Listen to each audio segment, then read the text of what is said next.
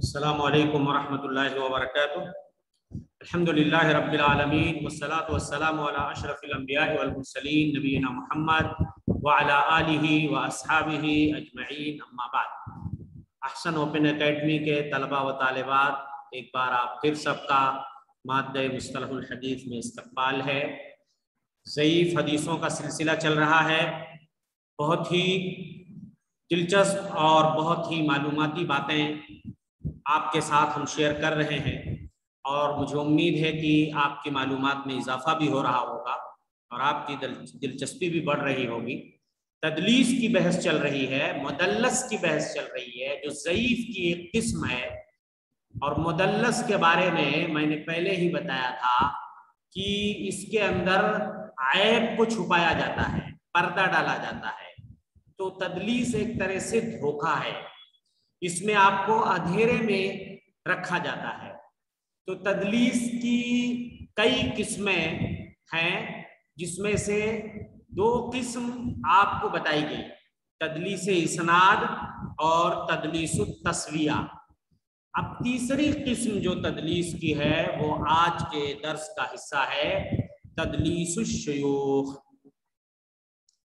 تو تدلیس الشیوخ انشاءاللہ ہم آج آپ کی خدمت میں پیش کر رہے ہیں۔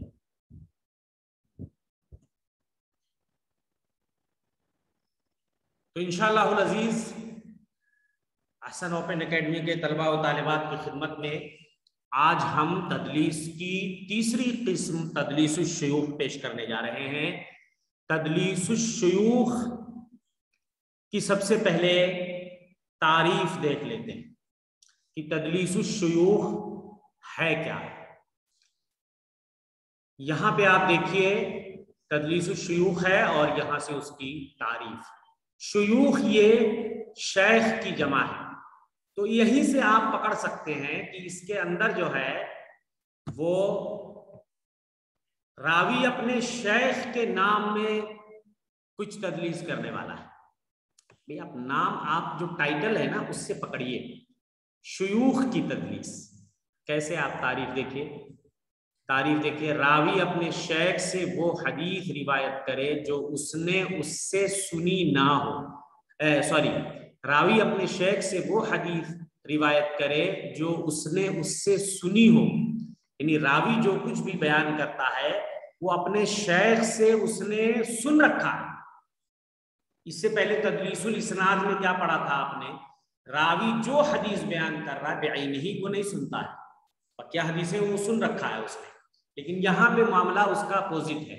راوی جو حدیث اپنے شیخ سے بیان کر رہا ہے اس نے اس حدیث کو سنا ہے، یعنی سماع ثابت ہے، لیکن اپنے اس شیخ کا وہ نام ظاہر نہ کرے جس سے وہ مشہور ہوگا۔ یعنی اس کا شیخ جس نام سے فیمس ہے، لوگ دنیا اسے جانتی ہے، وہ نام شو نہیں کرے گا، بلکہ ایسا نام یا کنیت یا نسبت یا صفت بیان کرے جس سے وہ معروف نہ ہو، مشہور نہ ہو۔ یعنی اس کی کنیت، نسبت، صفت جس سے وہ مشہور نہیں ہے وہ بتائے گا تاکہ وہ پہچانا نہ جا سکے۔ مثال کے طور پہ مصطفیٰ اجمل کے نام سے میں جانا جاتا ہوں، پہچانا جاتا ہوں، میری کنیت ابو نعمان ہے، لیکن زیادہ لوگ نہیں جانتے مجھے اس کنیت سے۔ تو اگر مجھے ابو نعمان کہہ کر کے بلایا جائے تو بہت سارے لوگ مجھے نہیں جان پائیں گے، سمجھ رہے ہیں نا؟ تو راوی یہی کرتا ہے کہ نام کو کنیت میں بدل دیتا ہے، یا کنیت کو نام میں بدل دیتا ہے، یا کوئی صفت بیان کر دیتا ہے وہ، یا کوئی نسبت بیان کر دیتا ہے جس نسبت سے وہ مشہور نہیں ہے، سمجھ رہے ہیں نا؟ تو مثال سے آپ بات زیادہ سمجھیں گے۔ دیکھیے یہ ایک مثال ہے، دو نام یہاں پہ ہیں۔ ابو بکر بن مجاہد نے روایت کیا عبداللہ بن ابی عبداللہ سے، اور پھر یہی سند دیکھیے، ابو بکر بن مجاہد نے روایت کیا ابو بکر بن ابو داؤد السجستانی۔ یہ حقیقت میں جو اس کی سند ہے نا، ابو بکر بن مجاہد عن ابو بکر بن ابی داؤد السجستانی۔ راوی نے تدلیس کیا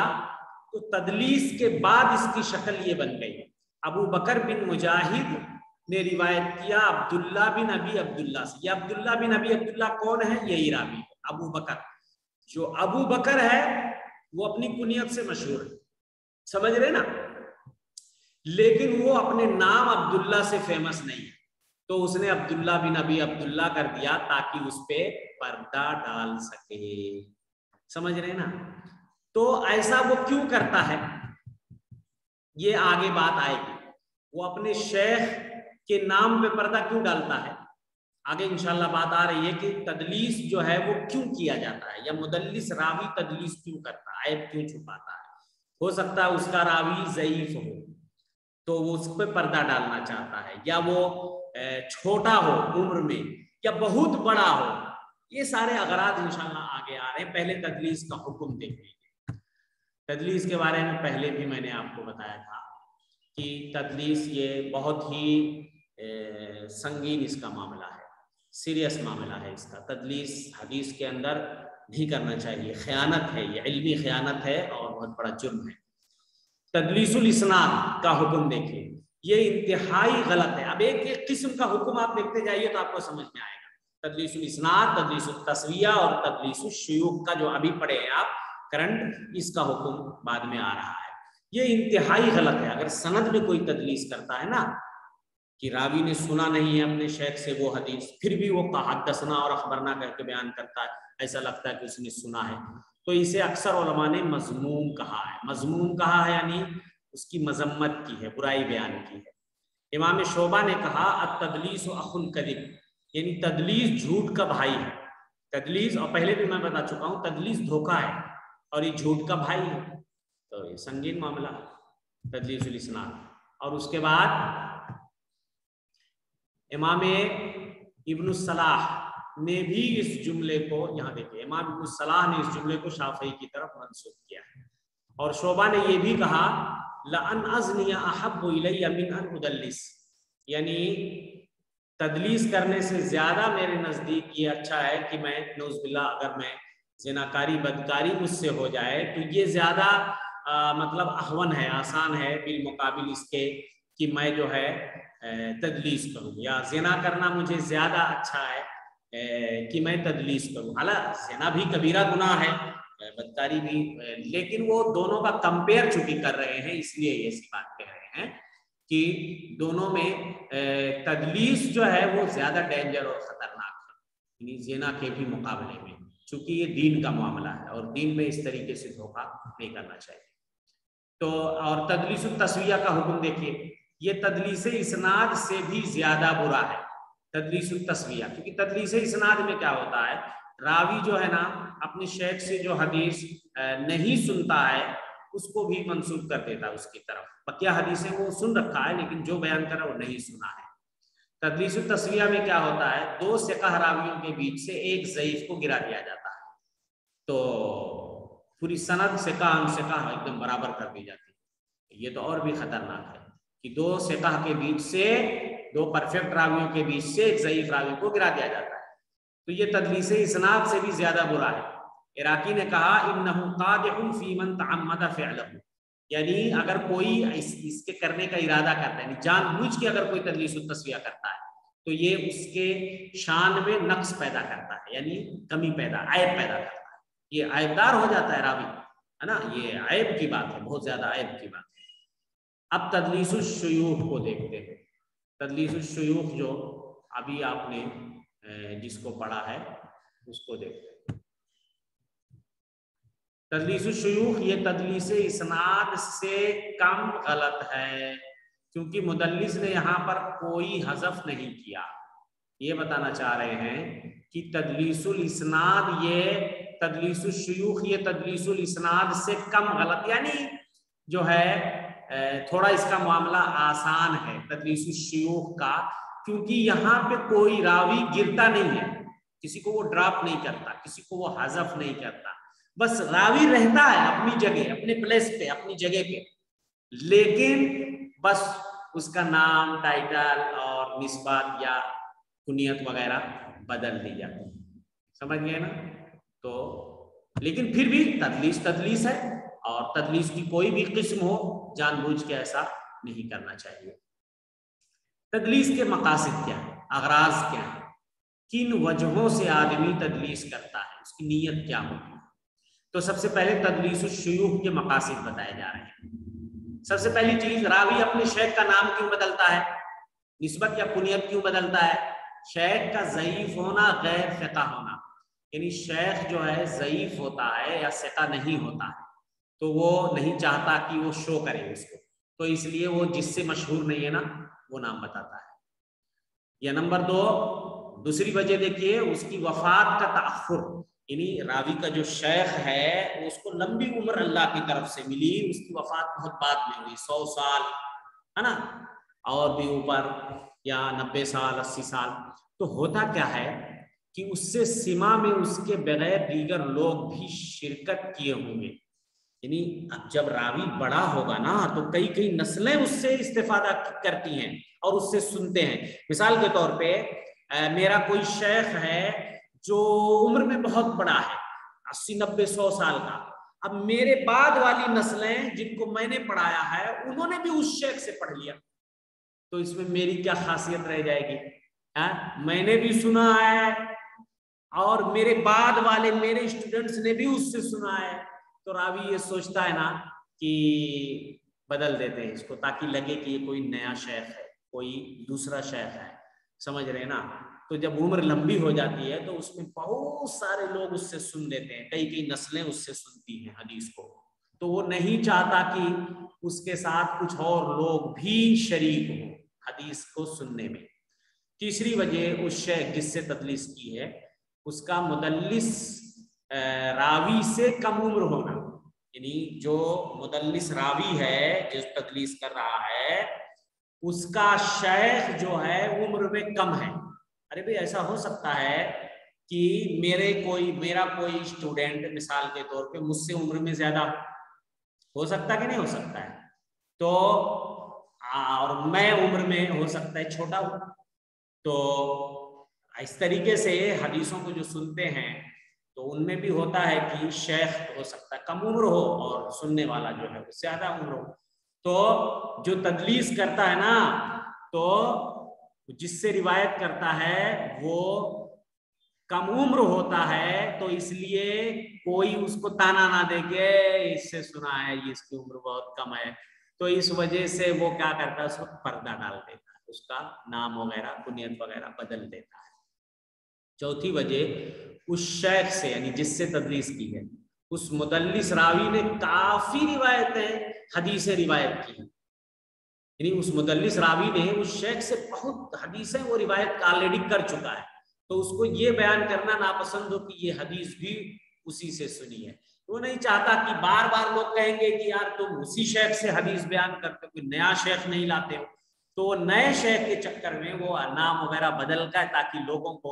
یہ لگے کہ یہ کوئی نیا شیخ ہے، کوئی نیا شیخ ہے، چونکہ بہت ساری حدیثیں آلریڈی وہ اس سے روایت کر چکا ہوتا ہے. تو یہ تو ہو گیا تدلیس الشیوخ کے مقاصد. اب تدلیس اسناد کے مقاصد دیکھیے. تدلیس اسناد راوی کیوں کرتا ہے؟ سند کا عالی ہونا ظاہر کرنا، پہلا مقصد. دیکھو یہ عالی نازل یہ ایک بحث ہے، انشاءاللہ ہو سکتا آگے آئے گی. سند عالی کیسے ہوتی ہے؟ جب سند کے رجال کم ہوتے ہیں، جو سند کے رجال ہوتے ہیں نا عن فلاں عن فلاں عن فلاں، تو اس میں جو واسطہ کم ہوتا ہے، یعنی راوی اور نبی کے بیچ میں محدث اور نبی کے بیچ میں جب واسطہ کم ہوتا، فاصلہ کم ہوتا ہے، یعنی کم راوی ہوتے ہیں، مان لو 3 راوی ہیں 4 راوی ہیں، اور کسی تو وہ سند عالی ہے، اور کسی میں مان لو 8 راوی آ گئے 10 راوی آ گئے ہے نا محدث اور نبی کے بیچ میں، تو اس کی سند نازل ہو جاتی ہے، یعنی وہ گر جاتی ہے اور یہ اوپر چلی جاتی ہے. تو عالی ہونا یہ اچھی صفت ہے، اور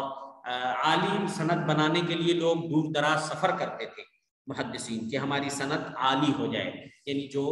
بڑے بڑے محدث سے لیتے تھے، یعنی جن کی سند عالی ہوتی. تو انشاءاللہ ہو سکتا آگے بحث آئے گی. تو سند کا عالی ہونا ظاہر کرنا، وہ اس وجہ سے بھی وہ تدلیس اسناد کرتا ہے، سمجھ رہے نا. نمبر 2 حدیث سے کچھ ذکر نہ کرنا جبکہ اس نے اس شیخ سے اس حدیث میں بہت کچھ سنا ہوتا ہے. تو یہ دوسرا سبب ہے، حدیث سے کچھ ذکر نہ کرنا جبکہ اس نے اس شیخ سے اس حدیث میں بہت کچھ سنا ہوتا ہے لیکن وہ ذکر نہیں کرنا چاہتا ہے۔ شیخ کا ضعیف ہونا غیر فقہ ہونا، یعنی شیخ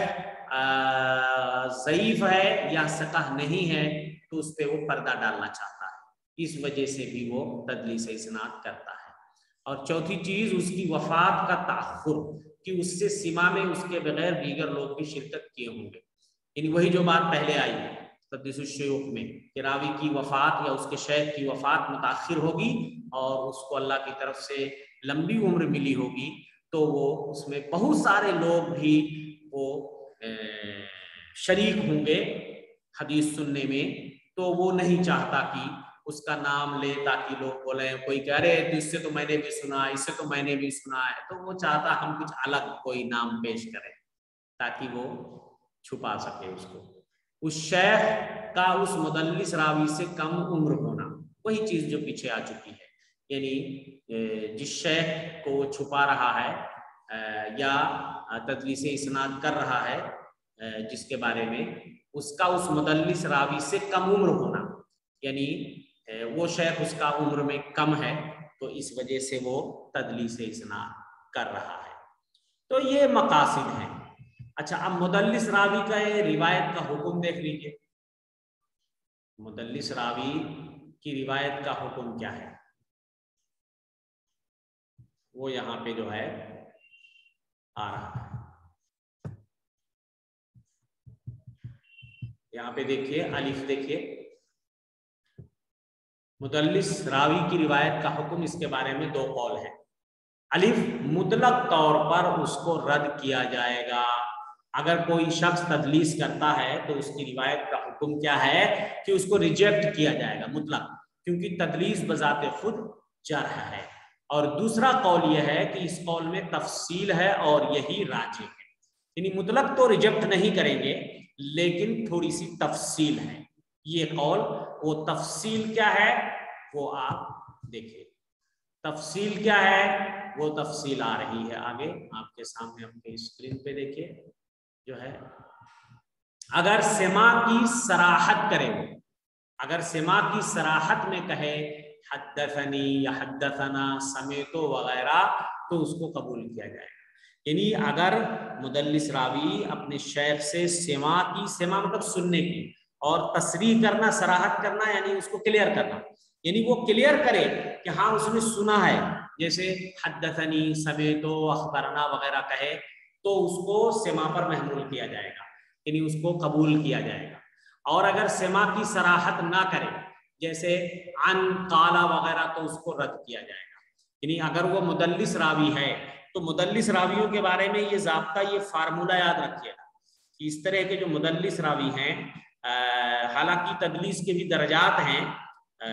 کئی طبقات ہیں، ایک دم جو گھٹیا ہیں نچلے طبقے کے، بہرحال ان کے بارے میں سخت حکم ہے، لیکن جو بہت زیادہ تدلیس نہیں کرتے یا ان کے اندر زیادہ خرابی نہیں ہے تو بہرحال اگر وہ سما کی صراحت کرتے ہیں، کلیئر کرتے ہیں، بتاتے کہ انہوں نے کس شیخ سے سنا تو اس کو قبول کیا جائے گا۔ اور اگر سما کی صراحت نہیں کرتے ہیں، ان کہہ کر کے گزر جاتے ہیں، ان فلاں تو اس کو رد کیا جائے گا، چونکہ وہ مدلس راوی ہے، اس کے اوپر جو ہے وہ ایک طرح سے تدلیس کا الزام ہے تو اس کو بتانا پڑے گا کہ اس نے کس سے سنا ہے۔ اچھا، تدلیس کی پہچان در ذیل امور سے ہو، یعنی تدلیس کیسے پہچانیں گے آپ کہ فلاں راوی نے فلاں حدیث میں تدلیس کیا ہے یا کون سا راوی مدلس ہے، تو مدلس راوی کا خود اس کی خبر دینا جب اس کو پوچھا جائے۔ کبھی کبھی جو مدلس راوی ہوتا ہے نا وہ خود ہی بتا دیتا ہے، پہلے حدیث کی سند کچھ بتائے گا، بعد میں لوگوں سے کہے گا آج میں نے کچھ تدلیس کیا ہے۔ ایسے بہت سارے واقعات ہیں کہ آج میں نے کچھ کیا ہے تو طلبہ کہیں گے نہیں آج آپ نے تو کوئی تدلیس نہیں کی، بعد میں کہے گا نہیں میں نے آج بھی کیا ہے، تو پکڑ ہی نہیں پائے۔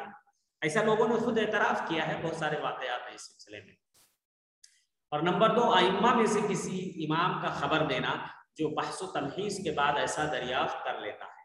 یعنی بحث و تمہیز کہتے ہیں جو اس کو جانچنے کے بعد، پرکھنے کے بعد، جو کوئی بڑا امام ہے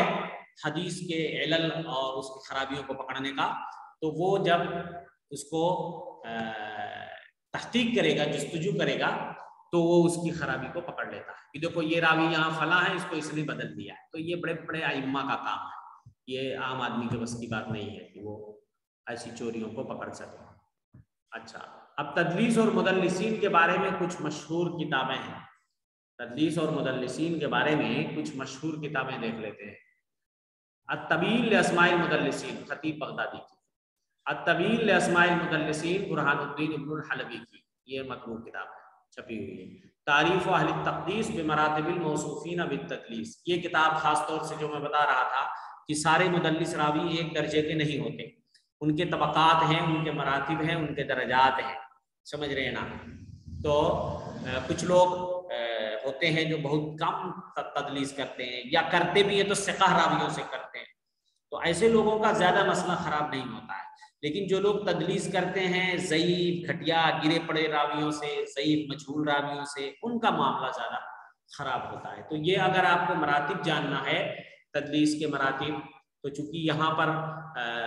بہت زیادہ آپ کو نہیں دیا گیا ہے، ورنہ آپ کا ذہن منتشر ہو سکتا ہے، تو حافظ ابن حجر کی اس کتاب کی طرف آپ رجوع کر سکتے ہیں. تو اتنی باتیں انشاءاللہ مجھے امید ہے کہ تدلیس کے حوالے سے آپ کی سمجھ میں آ گئی. اب ایک دوسری قسم ہم لیتے ہیں ضعیف حدیث کی، وہ ہے علت قادحہ کے اعتبار سے ضعیف کی قسم ہے. علت قادحہ، ایسی خرابی ایسی علت جو قدح پیدا کرے، خرابی پیدا کرے، اس کی کئی قسمیں ہیں.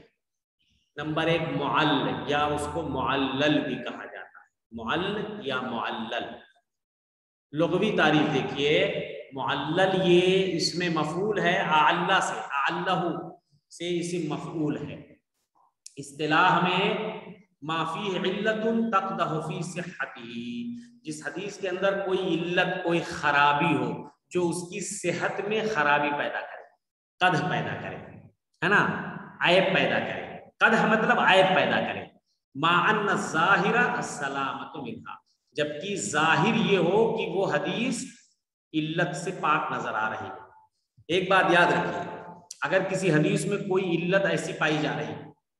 کوئی خرابی جو اوپن ہے، ظاہر ہے،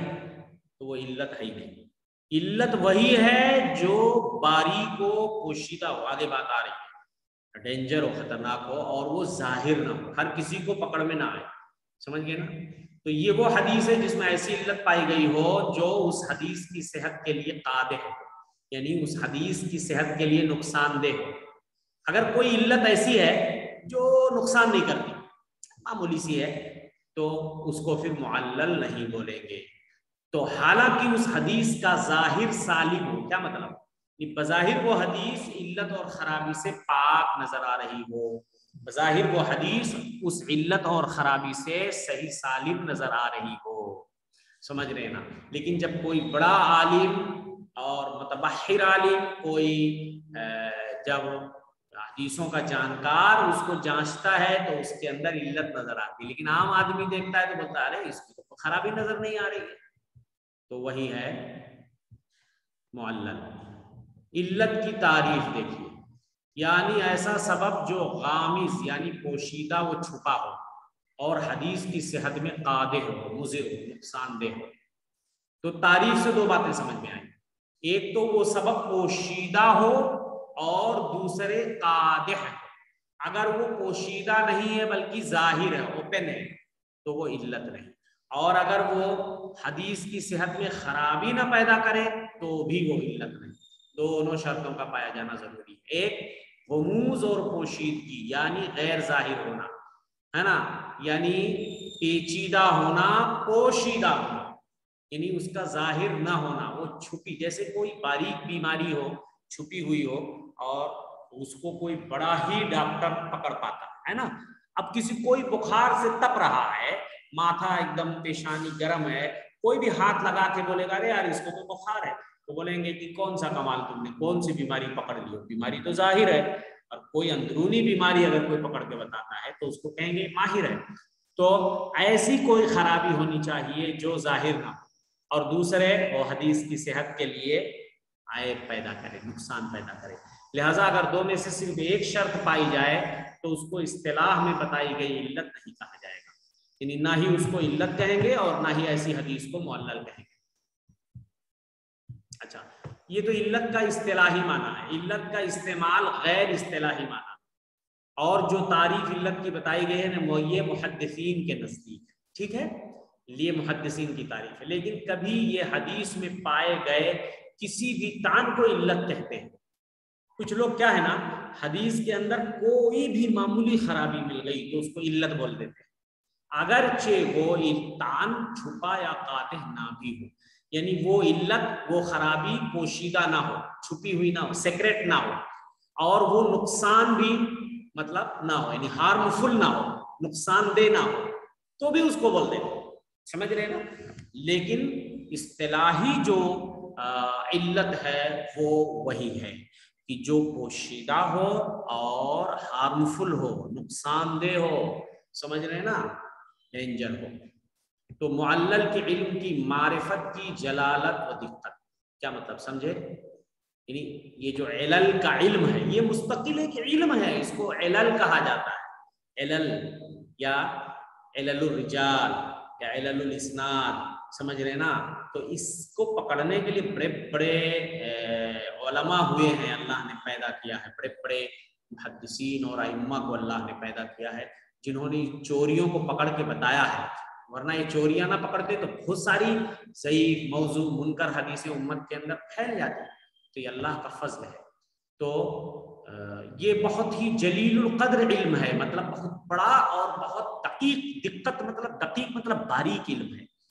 سمجھ رہے نا۔ تو یہی بتانا چاہ رہے ہیں کہ یہ علم جو علل کا علم ہے نا یہ بہت باریک علم ہے، اس کو ہر کوئی حاصل نہیں کر سکتا۔ حدیث کی علتوں کی معرفت علوم حدیث میں انتہائی اہم اور دقیق ہے، دقیق مطلب باریک اور اہم مطلب امپورٹنٹ، یعنی حدیثوں کی علت کو جاننا پہچاننا یہ علوم حدیث کی انتہائی امپورٹنٹ اور باریک قسم ہے، کیونکہ اس میں چھپے اور غامض امور کا انکشاف کرنا ہوتا ہے، یعنی جو خرابی چھپی ہوتی ہے اس کو اوپن کرنا ہوتا ہے، سمجھ رہے ہیں نا، اس کا پوسٹ مارٹم کرنا ہوتا ہے اور اس کو پکڑنا ہوتا ہے، اور سب کے بس کی بات نہیں ہے، جو بہت ماہر ہوگا وہی پکڑ پائے گا، جس کو علوم حدیث میں جلیل القدر علماء ہی جان سکتے ہیں، جو بریلینٹ قسم کے اور بہت ہی ماہر مجھے ہوئے حدیثوں کے جانکار، اور ویسے ہی لوگ پکڑ سکتے ہیں۔ اس سمندر میں وہی علماء کودتے ہیں جو حفظ، تجربہ، اعلیٰ فہم کے شہسوار ہوتے ہیں، یعنی جن کے پاس حفظ بھی ہے، تجربہ بھی ہے اور اعلیٰ کوالٹی کا ذہن ہے نا، اور وہ اس میدان کے شہسوار ہیں، جیسے امام علی بن مدینی ہیں، امام بخاری کے شیخ، اور خود امام بخاری ہیں، امام احمد ہیں، امام بخاری ہیں، ابو حاتم رازی ہیں، امام دارقطنی ہیں، امام ترمذی ہیں، اور بہت سارے امام بیہقی ہیں، تو یہ سب علل کے بڑے جاندار لوگ گزرے ہیں۔ تو اب دوسرا نقطہ دیکھیے، معلل کی معرفت کی جانکاری کا طریقہ، آپ کیسے کسی حدیث کی چوری پکڑی جائے؟ بھائی جو علم حدیث کا طالب علم ہے اس کو اگر چوری پکڑنی ہے تو کیا کرنا پڑے گا؟ سب سے پہلے حدیث کی تمام اسانید کو جمع کیا جائے، تو حدیث کے تمام طرق کو جمع کیا جائے، اس لیے کہ ایک قول ہے کسی عالم کا، الباب اذا لم تجمع طرقه لم يتبين خطأه، کسی باب کے تمام طرق اور تمام سندوں کو اگر جمع نہ کیا جائے تو اس کی غلطی پتہ نہیں چلتی ہے۔ تو حدیث کی تمام سندوں کو آپ چھانیے اور سب کو جمع کیجئے اور سب کا کمپیئر، سب کو ایک دوسرے کے ساتھ ملائیے، ہے نا، کس میں کون سا راوی آیا ہے اور کس میں کچھ دوسرا نام ہے یا کنیت ہے، تو اس کا مقارنہ کیجئے، کمپیئر کیجئے تمام سندوں کو، متن کو ایک دوسرے کے ساتھ، پھر راویوں کے اختلاف کو دیکھا جائے، پھر آپ راویوں کے ٹکراؤ کو دیکھیے، کہاں کہاں اختلاف ہے اس کو مارک کیجئے، نشان لگائیے، پھر ضبط اور اتفاق میں ان کا آپسی موازنہ کیا جائے گا، یعنی کس کا ضبط یعنی حافظہ کیسا تھا، اور کس نے اتفاق کیا ہے دوسرے راویوں سے، کس نے اختلاف کیا ہے، یہ سب کمپیئر کیا جائے گا آپس میں، تمام، کتنا مشکل کام ہے آپ سوچئے، تمام راویوں کا پہلی بات تو آپ کو بایو ڈاٹا معلوم ہونا چاہیے، کون سا راوی کا پورا نام کیا تھا، کنیت کیا تھی، کس سے مشہور تھا، کہاں پیدا ہوا، کہاں مرا، کہاں، یہ سارے، اس کے شیوخ کون ہیں، اس کے شاگرد کون ہیں، ایک ایک راوی کے بارے میں آپ کو اتنی ساری تفصیلات معلوم ہوگی، تب جا کر کے آپ جو ہے یہ کام کر پائیں گے۔ پھر معلول روایت پر حکم لگایا جائے، تب جا کر کے آپ اس کی پوزیشن بتا پائیں گے، تو یہ بہت مشکل کام ہے۔ اب ایک اور نقطہ آ رہا ہے، علت کا موقع، یعنی علت جو ہے نا اس کی جگہ کیا ہے، یہ کہاں کہاں پائی جاتی ہے، موقع مطلب جگہ ہے نا۔ اکثر اوقات میں علت اسناد میں پائی جاتی ہے، اکثر اوقات میں وہ کہاں پائی جاتی ہے، یعنی علت زیادہ تر سند میں پائی جاتی ہے، لیکن کبھی کبھی اور کبھی متن میں بھی پائی جاتی ہے، لیکن ایسا کم ہوتا ہے۔ تو اس کی دو جگہیں ہیں علت کی، ایک تو سند، یہ زیادہ ہے، اور متن میں کبھی کبھی علت ہوتی ہے، تو یہ کم ہے۔ اچھا، اب ایک نیا نقطہ بتا رہے ہیں، وہ آپ دیکھ لیجئے، اسناد کی علت کا اثر متن پر، اسناد کی علت کا اثر متن پر، کبھی اسناد میں ایسی علت ہوگی جو سند اور متن دونوں کے لیے قادر ہو۔ کبھی سند میں علت پائی گئی نا، تو سند اور متن دونوں چیزیں جڑی ہیں نا ایک دوسرے سے، تو سند میں خرابی پائی گئی تو سند اور متن دونوں خراب ہو جائے گی، ان دونوں مجروح ہو جائے گی۔ سند میں خرابی پائی گئی تو متن بھی مجروح ہو جائے گی، متن میں بھی خرابی، یہی زیادہ ایسا ہی ہوتا ہے۔ لیکن کبھی کبھی صرف اسناد کے لیے قادح ہوگی، یعنی سند میں خرابی پائی گئی تو وہ خرابی وہیں تک رہ جائے گی، متن کا حصہ جو ہے، جو حدیث کا حصہ ہے، وہ اس سے متاثر نہیں ہوگا، البتہ متن صحیح ہوگا۔ جیسے البیعان بالخیار میں یعلا بن عبید کو سفیان ثوری پر وہم ہو گیا، کیونکہ اس نے، یعنی یعلا نے عمرو بن دینار بتایا، جبکہ صحیح یہ ہے کہ وہ عبداللہ بن دینار ہے۔ یعنی یعلا بن عبید نے کیا کیا، مان لیجیے البیعان بالخیار کی سند میں ایک راوی آیا جو ہے عمرو بن دینار، تو اس نے بدل دیا اس کو عبداللہ بن دینار سے، بھائی عمرو بن دینار کو چینج کر دیا کس سے، عبداللہ بن دینار سے، لیکن متن حدیث جو البیعان بالخیار، یعنی آپس میں دو خرید و فروخت کرنے والوں کو اختیار ہوتا ہے کہ وہ چاہیں تو بیع کو نافذ کریں اور چاہیں تو فسخ کر دیں، توڑ دیں، لیکن یہ متن صحیح ہے، حدیث صحیح ہے اپنی جگہ، لیکن کیوں، اگرچہ اسناد میں غلط بھی ہے، کیونکہ عمرو بن دینار اور عبداللہ بن دینار دونوں ثقہ ہیں، دونوں کیا ہیں، ثقہ ہیں، چونکہ جو چینجنگ ہوئی ہے نا، اگر ثقہ کو ضعیف سے بدلتا راوی تب خرابی ہوتی، لیکن ثقہ کو ثقہ ہی سے بدلا، یعنی آلریڈی جو راوی پہلے تھا جو ہے اصل میں وہ ثقہ ہے، اور جس کو چینج کیا وہ بھی ثقہ ہے، تو ثقہ کو ثقہ سے چینج کرنے سے متن پہ کوئی فرق نہیں پڑتا، لہذا ثقہ راوی سے بدلنا متن کی صحت کے لیے مضر نہیں ہے، اگرچہ اسناد میں خطا واقع ہوئی ہے، یعنی سند میں غلطی ہوئی ہے، ٹھیک ہے، اس کو غلطی مانا جائے گا، لیکن اس سے کیا ہے، متن حدیث جو ہے وہ متاثر نہیں۔ اچھا، اس میں کچھ مشہور مصنفات ہیں، اس میں کچھ مشہور کتابیں ہیں علل کی جانکاری کے لیے، وہ دیکھ لیجئے، کتاب العلل ہے ابن مدینی کی، کتاب علل الحدیث ابن ابی حاتم کی ہے، علل و معرفت الرجال احمد بن حنبل کی ہے، علل الکبیر و علل الصغیر امام ترمذی کی، دو ہے، علل کبیر اور علل صغیر، العلل الواردہ فی الاحادیث النبویہ، یہ دارقطنی کی ہے، یہ کتاب ان سب سے جامع اور وسیع ہے، یہ کتاب دارقطنی کی سب سے زیادہ جامع اور بہت کشادہ ہے، یعنی بہت ضخیم ہے، تو ان کتابوں سے آپ جو ہے فائدہ اٹھا سکتے ہیں اگر آپ علل کو جاننا چاہتے ہیں۔ تو یہیں پہ ہم رکتے ہیں، انشاءاللہ اس کے بعد ایک نئی بحث شروع ہوگی، وہ ہے مضطرب کا بیان۔ تو احسن اوپن اکیڈمی کے طلباء و طالبات، مجھے امید ہے کہ آج کا درس آپ کو اچھی طرح سمجھ میں آیا ہوگا،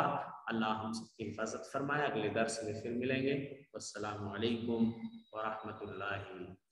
وبرکاتہ۔